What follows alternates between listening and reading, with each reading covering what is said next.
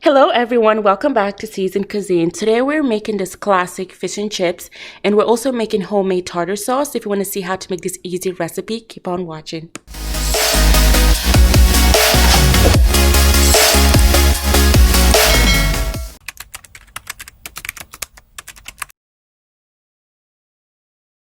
For my fish and chips today, I am using a pack of frozen cod loins because they're very thick and flaky, but feel free to use any fish of your choice. But just wash the fish. I just finished rinsing the fish off with some water. And now I'm just soaking the fish with some lemon juice. And this helps with the fishiness. It cuts down the fishiness. So soak each side of the fish for 1.5 minutes and rinse off the lemon juice. And now I just had my fish draining on this rack for about 15 minutes to remove the excess water. Dab it with some napkin to remove the excess water. And now let's season our fish. So you can use any seasoning of your choice and liking. You can make it spicy. You can go crazy with your seasoning, but I am making it simple today because I just want to enjoy the classic taste. So I first started with some onion powder. And I didn't measure anything today. I was just eyeballing it. And then I added some garlic powder and then add some black pepper. I am using some crushed black pepper, but you can use white pepper and any pepper of your choice. Then we're going to go in with some Aromatic. So this is a seasoned salt. So you don't have to use this specific brand, but you can use any seasoned salt to add more flavor to it. So I love this so much, so that's why I'm using it, but use any one of your choice. And then of course, finally, we need some salt. So salt makes a fish taste better. Even if you're using any other seasoned salt, you need some salt. And then I also decided to go in with this Badia season. Again, more flavor, more salt, use any of your choice, but let it sit for about 30 minutes to season, and that's it, guys. So now let's make our tartar sauce. And for that, I'm using mayo, some Dijon mustard, some lemon, garlic, some dill pickles, some capers, and I'm using some black pepper, as well as some salt, of course. So now I just had everything in the bowl. I'm going to have everything in the description box below, by the way, guys, with the measurements. But now I'm just adding some of that black pepper to it.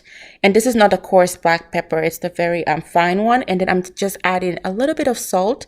So just taste as you go to see the flavors that you like. I just played around with it. But when you're making your sauce, just taste it. But mix everything in. And what we're going to do is just store it in the fridge until we're ready to eat our fish and chips. And that's how you make your own tartar sauce at home. It's very simple. It's very easy and very delicious.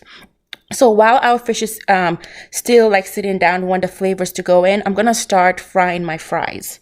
Because right now it's about 15 minutes in, and when I fish to season for about 30 minutes, fry your fries. And now I'm going to make the bonding agent for my fish and chips. So I'm using 2 eggs, and I'm using a little bit of half and half milk. You can use any milk that you have, but I'm just using half and half. That's what I have. And then to add flavor to the eggs, I'm just adding some salt, but some simple salt. But you can go ahead and add any Cajun spice, anything you want to put in there, or any other seasoned salt of your choice, but we're keeping this simple. So just mix everything in, and all of the flavors, just mix the eggs and make the batter very smooth. And that's it, guys. We're just going to put that to the side. And now I'm just showing you the breadcrumbs that I'm using for my fish and chips. I'm using plain breadcrumbs because I want to season it. So I'm using this really fine breadcrumbs. I say breadcrumbs. And now I'm going to use another one. I'm going to mix it up and use this Panko because it's very thick and chunky. So add texture to it. So here I just skipped in, but this is what it looks like after I mixed my breadcrumbs together. What I did was I decided to add some Cajun spice and etouffee seasoning I got from New Orleans. So you can use anything to season your breadcrumbs, but that's what I did. And I added some salt. So now the process. So now I'm just going to show you the way I dip my fish and chips to put the batter on. So first put it in that egg mixture, the bonding agent, and then we're going to put it into our breadcrumbs and just make sure it's nicely breaded. Everywhere is covered, so you want it to be fully covered. And I have a rack on the side because what I want to do is I want to put all of my fish and chips on a rack instead of a plate, so that you don't want the breadcrumbs to stick on the plate. So now my fries are golden brown and nice. So you can use any fries of your choice, but I don't like crinkly fries. I preferred these fries instead, so that's what I'm using.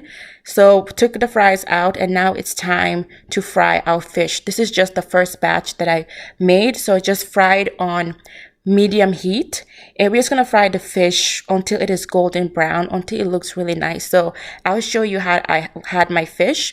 I like my fish to have more of a darker color, so I let it sit in a little bit longer to look like that, but you can do it any way that you want. So just do the same process, fry all of your fish on medium heat, and then once it's all done, just place it on a rack so that the excess oil will come off. And that's it, guys. This is how you make your own fish and chips at home. If you love this video and want to see more, please like and subscribe. Thank you so much for watching my video. Bye.